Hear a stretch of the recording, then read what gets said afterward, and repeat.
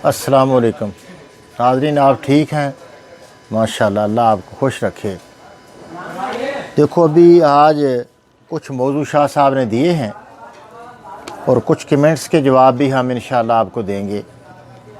तो वो हिफ़कान गशी, तो पहला मौजू लेते हैं हिफ़कान गशी। हिफ़कान कहते हैं दिल की रफ़्तार कम हो के तो गशी हो जाना, बेहोश हो जाना। तो ये इसका हिफ़कान गशी ये है। तो ये जिस तरह एक यानी गम होता है ना, ये गम होता है, तो ये गम और गुस्सा, दरअसल गम गुस्से में आपने देखा भी फौतगी हो गई तो बेटियां बेहोश हो जाती हैं, गशी हो जाती, फ़लाँ को भी गशी पड़ गई उसको। तो गशी दरअसल गम की अलामत है। ये दिल पर एक लोड हो जाता है, दिल तहलील हो जाता है। दिल देखें खुश किस तरह होता है, तेज़ी और खुशी किस तरह दिल में आती है, तेज़ाबी तहरीक से। उज़लाती तहरीक, तेज़ाबी तहरीक देने से दिल कैम होता है और बंदा जो है गर्मी की ज़्यादती से दिल पिघल जाता है, दिल तहलील हो जाता है, तो बंदा बेहोश भी हो सकता है, बेहोश हो जाता है।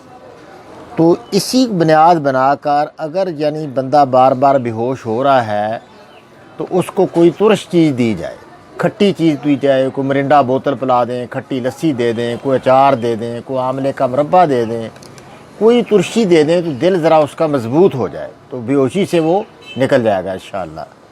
वो हमारे पास एक भाई आया तो उसने भी हमारी बेटी को इम्तिहान दे रही पर्चे में, तो उसके ना ये बैठा नहीं जाता, यानी बिल्कुल गिर जाती है वो। मैंने कहा उसको आप कोई तुरश मरिंडा बोतल दे दें, इससे दिल ज़रा उसका कायम हो जाए। तो तुरशी दिल को मजबूत करती है। तो मैंने कहा दिल उसका गिरता है तो तुरशी से ही मजबूत हो सकता है। तो वो बच्ची अंदर इम्तिहान गाह में पर्चा दे रही थी, मैट्रिक के पर्चे हो रहे थे, तो वो बच्ची गिर गई उधर। तो वो उन्होंने बाहर उसको यानी कुछ होश थोड़ी बहुत ही आई, तो उसने बोला भी आपके साथ कौन है, फ़लाँ नामी बंदा, उसको बुलाओ भी, महमूद कौन है, अंदर आए। तो वो अंदर आया तो वो गिरी हुई थी। कहना भी उसने, मैं दौड़ कर मिरिंडा बोतल लाया और मैंने उसको पिला दी 1-2 गिलास, और 10 मिनट बाद ही दोबारा पेपर शुरू कर दिया उसने। तो इस तरह जो है ना कि मजबूती दिल को लानी ज़रूरी है। हिफ़कान जो है ये दिल की कमज़ोरी है, ये गर्मी की वजह से तहलील हो गया दिल। तो कोई ठंडी चीज़ भी दी जाए इसको और खट्टी चीज़ भी दी जाए, तो ऐसे इस तरह यानी ये इलाज मुमकिन है।